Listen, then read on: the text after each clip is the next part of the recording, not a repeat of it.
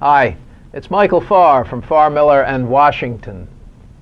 Stock market's doing okay today, and in spite of all of the noise and the wailing and the gnashing of teeth over the Portuguese bank that almost defaulted, and the Fed stepping in with different comments last week from Mrs. Yellen, there are two numbers really to remember: 1978 and 1985.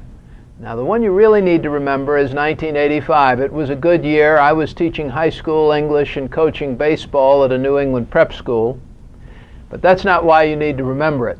1985 is the all-time high for the S&P 500 reached on July the 4th.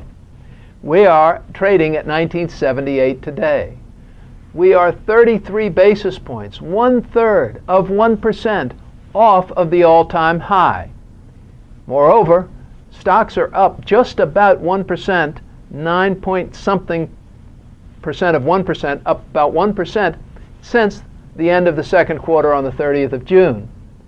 So the markets continue to do very well in spite of all of the worry and hand-wringing that's going on out there.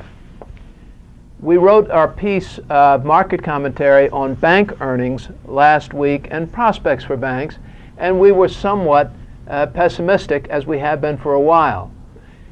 Given the regulations of Dodd-Frank and the limitations on risking bank capital anymore, banks are really limited as to how much money they can make in this particular environment, and certainly in this rate environment. Remember, the 10-year Treasury is yielding 2.55%.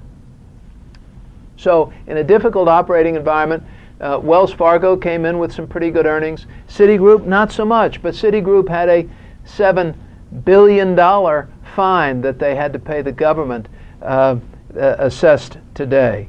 So banks are still having trouble, not horrible, but still having trouble, and we don't think they're going to be great places to earn a lot of money.